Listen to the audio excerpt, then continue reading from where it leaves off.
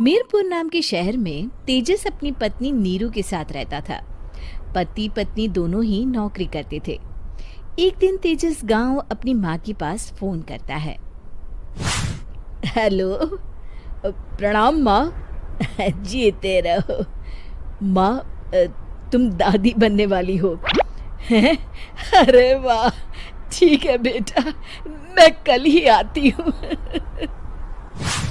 जब माँ जी शहर पहुंची तो बेटे बहू ने बहुत अच्छे से स्वागत किया।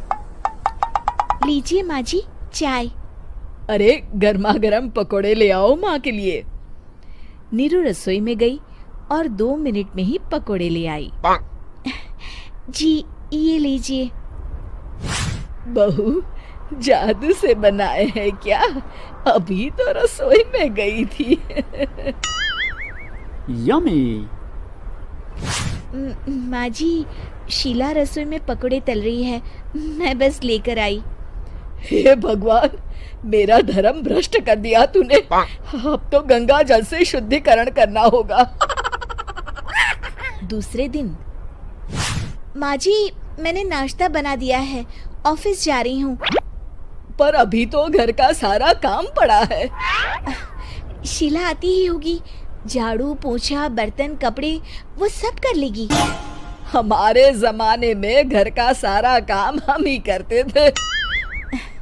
जी माँ जी, आप बहुत होशियार हैं, मैं घर ऑफिस दोनों नहीं संभाल पाती। तो जरूरत क्या है घर से बाहर जाकर चाकरी करने की?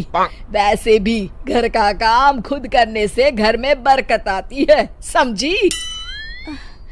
पर माँ जी। पर वर कुछ नहीं, इस महीने की पगार मिले फिर ऑफिस बंद है। हाँ।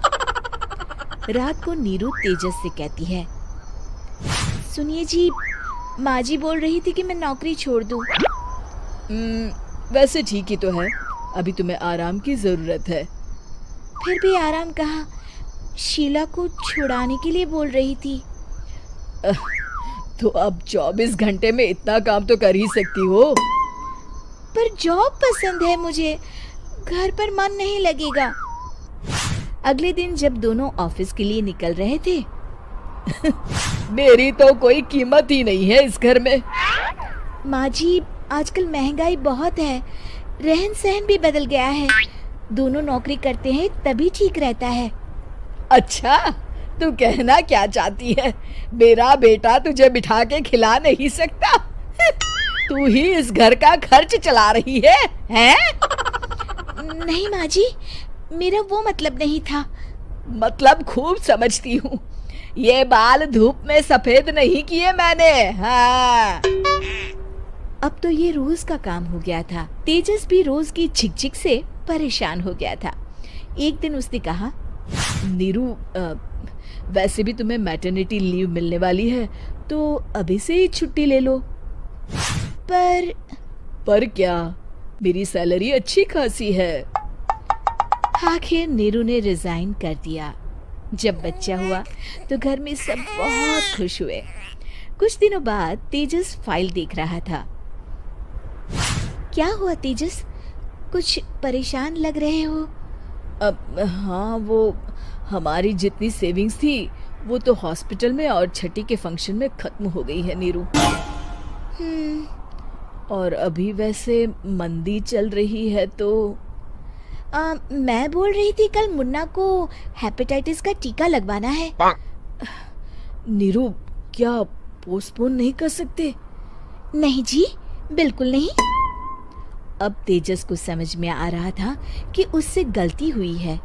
पैसों की कमी का असर घर के माहौल पर भी पड़ रहा था। अगले दिन, बेटा मेरा चश्मा और ये दवाइयाँ ले आना, पर्चा देते हुए माँ जी ने कहा। जी।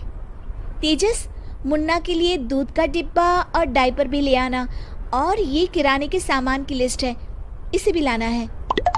तेजस गुस्से में लिस्ट मरोड़कर फेंकता है और चिल्लाता है, पैसे क्या पेड़ पर उगते हैं? ये ले आना, वो ले आना। अरे पर ये जरूरत का सामान ही है। वो गुस्से में बिना कुछ कहे ऑफिस चला गया।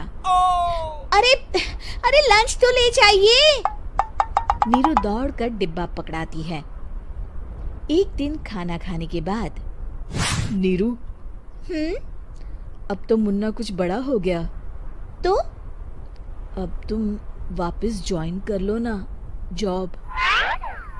पर इस रिसेशन में जॉब मिलना बहुत मुश्किल है। ट्राई तो करो। फिर मुन्ना, माँ जी है ना, और एक फुल टाइम मेड भी लगा लेंगे। पर माँ जी, उन्हें तो पसंद नहीं। तभी माँ जी वहाँ आ जाती है और प्यार से नीरू के सर पर हाथ फेरते हुए बोलती है, अब मेरी समझ में आ गया बहू, पहले के और अब के समय में अंतर है। तुम काम शुरू करो, मुन्ना की जिम्मेदारी मेरी। मेरी प्यारी माँ जी, ये कहकर नीरू उनके गले लग गई। शिक्षा, परिवर्तन संसार का नियम है, हमें भी समय के साथ चलना चाहिए। उम्मीद है कि आपको हमारी ये कहानी पसंद आई होगी।